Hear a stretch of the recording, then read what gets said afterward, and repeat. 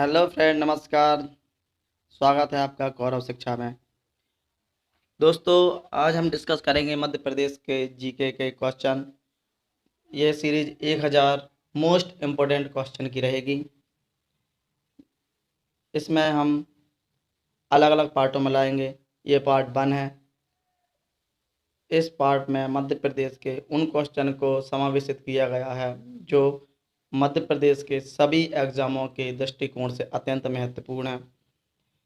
MPPSC, MPSI, constable, jail पेरी तथा विभिन्न एग्जामों में इनके पूछने की अधिकतम संभावना बढ़ जाती है। दोस्तों, हम डिस्कस करते हैं मध्य प्रदेश के जीके के क्वेश्चन। आइए स्टार्ट करते हैं। दोस्तों, अगर आप इस चैनल में नए हैं तो चैनल को सब्सक्राइब करें और बेल आइकन को दबाएं ताकि मेरे द्वारा अपलोड किए गए सारे वीडियो की जानकारी आपको यथावत समय पर मिल सके। आइए डिस्कस करते हैं क्वेश्चन। मध्य प्रदेश का पहला सेल आधारित खाद्य संयंत्र भोपाल में बनाया गया है। क्वेश्चन 1, मध्य प्रदेश का पहला सेल आधारित खाद्य संयंत्र भोपाल में है। राज्य का प्रथम गैस आधारित विद्युत गृह भांडेर दतिया में पड़ता है। दोस्तों, वहाँ पर बनाया गया कौन सा गैस पर आधारित विद्युत गृह, जहाँ से गैस से बिजली बनाई जाती है, वह भांडेर दतिया में है। मध्य प्रदेश का पहला मदर मिल्क बैंक होशंगाबाद के जिला अस्पताल है उसमें खोला गया है। मदर मिल्क ऐसा है दोस्तों, इसमें माताएं अपने जो दूध होता है उसको डोनेट करती हैं तथा वह दूध उन बच्चों को पहुंचाया जाता है जिनकी माताओं में दूध नहीं आता या दूध नहीं है, ताकि उन बच्चों को अधिकतम पोषण मिल सके। मध्य प्रदेश का एकमात्र निर्यातक उर्वरक औद्योगिक पार्क देवास में स्थापित किया गया है। जैसा इसकी प्रश्न से है कि निर्यातक यानी कि जो हम निर्यात करते हैं किसका, औद्योगिक जो उर्वरक है, उर्वरकों का हम निर्यात करते हैं, उसका औद्योगिक जो पार्क है वह देवास में स्थापित है। राज्य का पहला पर्यावरण न्यायालय भोपाल में खोला गया है। यह पर्यावरण न्यायालय जैसे कि आप पर्यावरण संबंधित प्रदूषण से जो भी मामले आते हैं वह इस न्यायालय में देखे जाते हैं। प्रदेश का प्रथम झींगा मछली संरक्षण केंद्र बालाघाट में है। प्रदेश का जो पहला झींगा मछली जहाँ पर उसका संरक्षण किया जा रहा है वह बालाघाट में है। देश का प्रथम सौर उद्यान गणेशपुर राजगढ़ में है। देश में जिला सरकार स्थापित करने वाला पहला राज्य मध्य प्रदेश। हमारे देश में अगर जिला सरकार सबसे पहले कहीं स्थापित की गई थी तो वह हमारे मध्य प्रदेश में की गई थी। देश का पहला शिव संग्रहालय भोजपुर राजधानी भोपाल में स्थापित किया गया है। यह भोपाल से 18 किलोमीटर की दूरी पर है। यहाँ पे एशिया का नहीं अपितु विश्व का सबसे बड़ा शिवलिंग यहाँ पर स्थापित है और यह राजा भोज द्वारा बनवाया गया था यह मंदिर। तो इसमें एशिया नहीं विश्व का सबसे बड़ा शिवलिंग स्थापित है। वहीं पर यहाँ शिव संग्रहालय है। देश का पहला पुरातत्व पार्क मध्य प्रदेश के दमोह जिले के संग्रामपुर है उसमें स्थापित किया गया। कौन सा पुरातत्व पार्क, जिसमें ताम्रपाषाणुगीन, कांस्य पाषाणुगीन सभ्यताओं के अवशेष, सामान, जो उनके उपयोग किए जाने वाले औजार होते थे उनको उसमें रखा गया है। देश में सर्वाधिक जैविक खेती करने वाला राज्य मध्य प्रदेश बन गया है। सबसे ज़्यादा जैविक खेती मध्य प्रदेश में होती है। सर्वाधिक ग्रामीण जनसंख्या वाला जिला रीवा है। दोस्तों, ये क्वेश्चन थोड़ा कन्फ्यूजन वाला है। इस सर्वाधिक थोड़ा सा इसको ध्यान से देखें कि इसमें सर्वाधिक ग्रामीण जनसंख्या, अगर किसी जिले में सबसे ज़्यादा ग्रामीण जनसंख्या है तो वह रीवा जिले में है। सबसे ज़्यादा ग्रामीण जनसंख्या रीवा जिले में है। सर्व अधिक ग्रामीण जनसंख्या, अब ये प्रतिशत की बात कर रहा है कि कौन सा जिला है जिसमें प्रतिशत में सबसे अधिक ग्रामीण जनसंख्या है, तो वह जिला डिंडोरी है जिसमें प्रतिशत में देखा जाए तो सबसे अधिक जनसंख्या ग्रामीण है। न्यूनतम ग्रामीण जनसंख्या प्रतिशत वाला जिला भोपाल है, यानी कि भोपाल जिला ऐसा है जिसमें बहुत ही कम ग्रामीण जनसंख्या, सारी की सारी जनसंख्या शहरी जनसंख्या है, और भोपाल में सबसे अधिक जनसंख्या शहरी है, ग्रामीण का प्रतिशत सबसे कम है। सर्वाधिक पुरुष साक्षरता वाला जिला जबलपुर और इंदौर है। सर्वाधिक पुरुष साक्षरता जबलपुर में है और सर्वाधिक महिला साक्षरता भोपाल में है। सर्वाधिक महिला साक्षरता भोपाल में है। सबसे कम सिंचाई वाला जिला डिंडोरी है। सबसे कम सिंचाई अगर होती है तो वह डिंडोरी में होती है। इसका कारण यह भी है क्योंकि डिंडोरी पहाड़ों के बीच बसा हुआ है, जहाँ पर ट्यूबवेल थोड़ा मुश्किल हो जाते हैं होना, क्योंकि ऊंचाई अधिक होती है और नहरों का विकास भी नहीं हो पाया है। क्यों? पर्वतीय संरचना के कारण वहाँ नहरों का विकास नहीं हो पाया है। इस कारण से वहाँ पे सबसे कम सिंचाई होती है। सबसे मोटी अगर कोयला की परत है तो वह सिंगरौली में है। 135 मीटर मोटी कोयला की परत है, वह सिंगरौली में है। ये बहुत इंपॉर्टेंट है। सिंगरौली को ऊर्जा राजधानी भी कहा गया है। मध्य प्रदेश का सबसे कम कुपोषित जिला भोपाल है। अगर कुपोषण की बात करें तो मध्य प्रदेश को जो सबसे कम कुपोषित माने तो वह जिला भोपाल है। और मध्य प्रदेश में अगर सबसे अधिक कुपोषित जिला को देखें तो श्योपुर है। श्योपुर जिले में सबसे ज़्यादा कुपोषितों की संख्या पाई जाती है। इसे भारत का इथोपिया या मध्य प्रदेश का इथोपिया भी कहा जाता है। किसको? श्योपुर को। क्यों? कुपोषण की दृष्टि से श्योपुर को मध्य प्रदेश का इथोपिया कहा जाता है। मध्य प्रदेश का राजस्व मंडल ग्वालियर में है। मध्य प्रदेश धान अनुसंधान केंद्र बड़वानी में है। मध्य प्रदेश का धान अनुसंधान केंद्र है, जहाँ धान की जो खेती होती है उस पर विभिन्न प्रकार के अनुसंधान किए जाते हैं, रिसर्च की जाती है, उसका केंद्र बड़वानी में है। और अंगूर का अनुसंधान केंद्र रतलाम है। और अगर अंगूर मध्य प्रदेश में सबसे ज़्यादा होते हैं तो वह रतलाम में होते हैं। सबसे ज़्यादा उत्पादन अंगूर का रतलाम में होता है। आपदा प्रबंधन संस्थान भोपाल में है। डिजास्टर मैनेजमेंट जिसे बोलते हैं। तो जैसे कि कोई आपदा आ जाती है, बाढ़ आ जाए, भूकंप आ जाए, तो उस समय में तुरंत जो टीम जाती है, डिजास्टर मैनेजमेंट की जो टीम जाती है, वह उसका संस्थान प्रबंधन मैनेजमेंट संस्थान, डिजास्टर मैनेजमेंट संस्थान या डिजास्टर मैनेजमेंट इंस्टीट्यूट भोपाल में है। भारतीय वन प्रबंधन संस्थान भी भोपाल में ही है। मध्य प्रदेश वन अनुसंधान संस्थान जबलपुर में। मध्य प्रदेश का जिसमें अनुसंधान का, जैसे वनों के ऊपर जो अनुसंधान हो रहा है, किस तरीके के पेड़ हैं, किस तरीके के पेड़ पौधे और लगाने चाहिए, किस तरीके से वन को और अधिक विकसित करना चाहिए, इस पर जो रिसर्च होती है, इस पर जो अनुसंधान होता है, वो उसका संस्थान जबलपुर में है।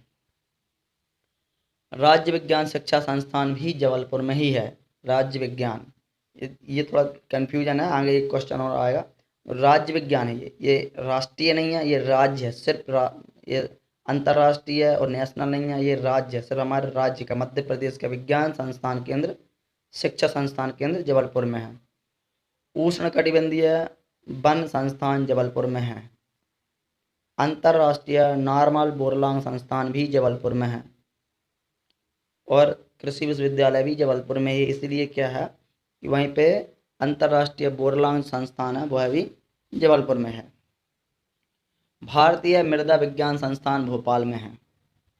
हमारे मध्य प्रदेश में जो मिट्टी पाई जाती है, जो मृदा पाई जाती है, उसके ऊपर रिसर्च होती है, उसके ऊपर जो अनुसंधान किए जाते हैं, उसका जो संस्थान है वह भोपाल में है। इसरो का दूसरा भारतीय दूर संवेदी उपग्रह नियंत्रण केंद्र भोपाल में है। इसरो का जो दूसरा भारतीय दूर संवेदी उपग्रह केंद्र है वो भोपाल में है। सबसे छोटा अभ्यारण्य राला मंडल है, ये इंदौर में है। सबसे छोटा अभ्यारण्य राला मंडल इंदौर में है। कर्क रेखा मालवा के पठार के बीचों बीच से गुजरती है। कर्क रेखा नर्मदा नदी के समांतर तथा मालवा के पठार को दो भागों में विभाजित करते हुए पश्चिम से पूरब की ओर गुजरती है। बुंदेलखंड की सबसे ऊंची चोटी सिद्ध बाबा है। प्राकृतिक प्रदेशों के आधार पर मध्य प्रदेश को तीन भागों में बांटा गया है। उस 3 भागों में जैसे कि मध्य भारत, मध्य भारत का पठार, और उसके बाद सतपुड़ा मेकल श्रेणी और बघेलखंड का पठार। तो जो मध्य भारत का पठार है उसे 5 भागों में बांटा गया है। मालवा है, उत्तर मध्य का पठार है, बुंदेलखंड का पठार है, नर्मदा सोन घाटी है। तो बुंदेलखंड का जो पठार है उसकी सबसे ऊंची चोटी सिद्ध बाबा है, जिसकी ऊंचाई 1172 मीटर है। अब मालवा पठार की बात करें तो मालवा पठार की सबसे ऊंची चोटी सिगार है, इसकी ऊंचाई 881 मीटर है। वहीं अगर सतपुड़ा की बात करें तो सतपुड़ा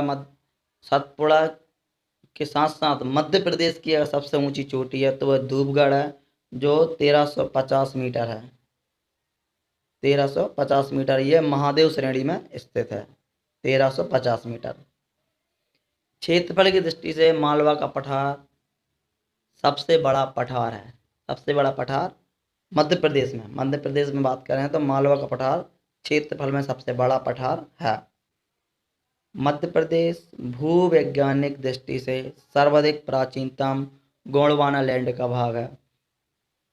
जब महाद्वीपों का विभाजन हो रहा था तो उस समय अफ्रीका से एक टुकड़ा टूटकर पूर्व की उत्तर पूर्व की ओर बढ़ा, जो आगे तैथिस सागर था। तो जो दक्षिणी या जैसे कह सकते हैं कि विंध्याचल पर्वत से या हिमालय पर्वत से नीचे का जो भाग है, या विंध्याचल पर्वत मान सकते हैं, विंध्याचल पर्वत से नीचे का भाग गोंडवाना लैंड कहलाता है, और विंध्याचल पर्वत से जो ऊपर का भाग है अंकोर लैंड कहलाता है। यहाँ पर जहाँ आज हिमालय है वर्तमान में, वहाँ पूर्व में तैथिस सागर हुआ करता था। तो जो दक्षिणी भाग है, भारत का दक्षिणी भाग या मध्य प्रदेश है, यह गोंडवाना लैंड का भूभाग का एक हिस्सा है, जो अफ्रीका से टूट के उत्तर की ओर गया था। मध्य प्रदेश भारत का कुल भौगोलिक क्षेत्रफल का 9.38% हिस्सा अपने में समाहित किए हुए है। सीधा सा मतलब यह है कि भारत का जितना क्षेत्रफल है उसका अगर हम भारत के क्षेत्रफल को 100% माने तो उसमें मध्य प्रदेश का हिस्सा 9.38% है। कर्क रेखा मध्य प्रदेश के 14 जिलों से गुजरती है। कर्क रेखा मध्य प्रदेश के 14 जिलों से गुजरती है। सबसे कम वर्षा भिंड में, सबसे अधिक वर्षा पचमढ़ी में। मतलब यह है कि भिंड में सबसे कम बारिश होती है और पचमढ़ी में, मध्य प्रदेश में सबसे अधिक बारिश अगर होती है तो वह पचमढ़ी है, और मध्य प्रदेश में अगर सबसे कम बारिश होती है तो भिंड है। भिंड में 55 सेंटीमीटर बारिश होती है और पचमढ़ी में यह बारिश 199 सेंटीमीटर से भी अधिक हो जाती है। उसका रीजन ये है कि भिंड में ऐसी कोई पहाड़ी या पर्वत या ऐसी कोई रुकाव नहीं है जो कि हिंद महासागर से आने वाली हवाओं को या बंगाली खाड़ी से आने वाली हवाओं को या अरब सागर से आने वाली हवाओं को रोक सके, जिस कारण से यहाँ पे वर्षा कम होती है। 75 सेंटीमीटर से कम बरसात पश्चिम क्षेत्र में तथा 75 सेंटीमीटर से अधिक वर्षा पूर्वी क्षेत्र में होती है। अगर मध्य प्रदेश को हम उत्तर से दक्षिण की ओर बांटें, यानी कि मुरैना से बुरहानपुर की तरफ बांटें, तो जो पूरब का भाग है वहाँ पे जो पूरब का भाग है वहाँ पे 75 सेंटीमीटर बारिश होती है। शहडोल, बालाघाट, मंडला, उमरिया, अनूपपुर, यहाँ पे 75 सेंटीमीटर से अधिक बारिश होती है। वहीं अगर पश्चिमी जिलों की बात करें, मंदसौर, नीमच, झाबुआ, यहाँ पे 75 सेंटीमीटर से कम बारिश होती है। असमान वर्षा के कारण मध्य प्रदेश को अकाल की पेटी कहा जाता है। दोस्तों, यहाँ पे मानसूनी जलवायु पाई जाती है।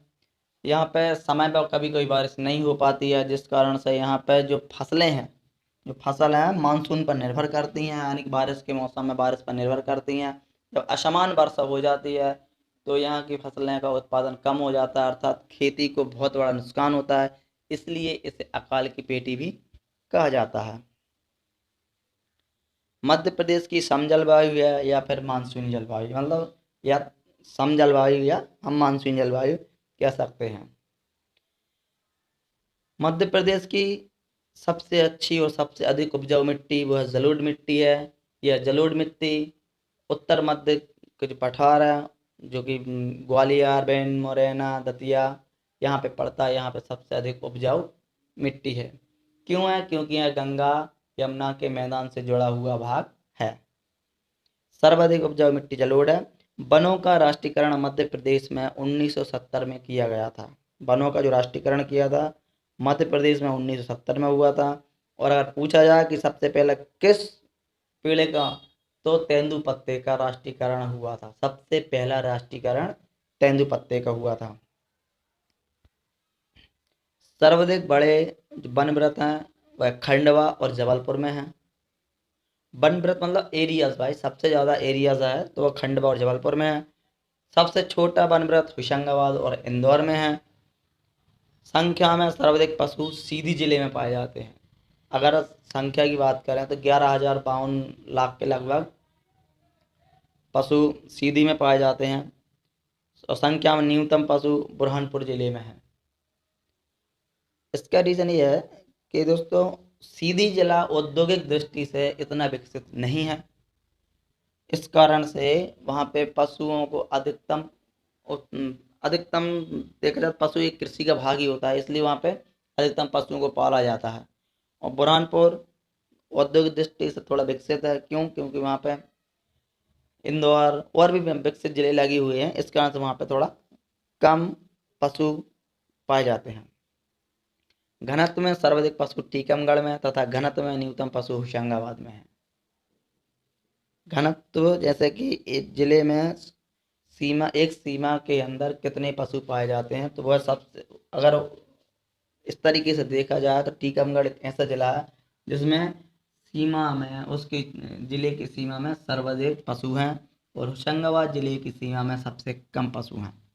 मध्य प्रदेश का 10,989 वर्ग किलोमीटर हिस्सा राष्ट्रीय उद्यान अभ्यारण्य के अंतर्गत आता है। मध्य प्रदेश का 10,989 वर्ग किलोमीटर हिस्सा, अगर हम 3,08,000 को अगर हम डिवाइड करें, 3,08,232 को अगर हम डिवाइड करें, या मतलब डिवाइड नहीं, अगर उस इतने वर्ग क्षेत्र मध्य प्रदेश का इतना वर्ग क्षेत्रफल है, तो उसमें से 10,989 वर्ग किलोमीटर का हिस्सा है वो तो सिर्फ राष्ट्रीय उद्यानों ने घेर के रखा हुआ है। दोस्तों चैनल को सब्सक्राइब करें और प्लीज़ कमेंट, आपको वीडियो कैसा लग रहा है कमेंट करें, और आप क्या संशोधन चाहते हैं तो कमेंट में लिख के ज़रूर बताएं, और चैनल को सब्सक्राइब प्लीज़ ज़रूर करें। प्रथम आदिवासी मेडिकल कॉलेज खंडवा में है। प्रथम आदिवासी मेडिकल कॉलेज खंडवा में है। दोस्तों ये लगभग 55 से 60 क्वेश्चन, 55 से 60 क्वेश्चन के बीच हैं। बहुत मोस्ट IMP क्वेश्चन है, और हम इसी तरह से 1000 क्वेश्चन की सीरीज बनाएंगे जो MPPSC 2020 जेल पेरी पुलिस कांस्टेबल है, मध्य प्रदेश द्वारा आयोजित जो भी एग्ज़ाम है उनमें महत्वपूर्ण क्वेश्चन रहेंगे ये, और इनके आने की संभावना अधिक हो जाती है। दोस्तों आपको वीडियो कैसा लगा प्लीज़ कमेंट करके ज़रूर बताएं। चैनल को सब्सक्राइब करें, वीडियो को लाइक करें, वीडियो को शेयर करें, और कौरव शिक्षा में आपका बहुत बहुत स्वागत है। Thank you for watching. धन्यवाद।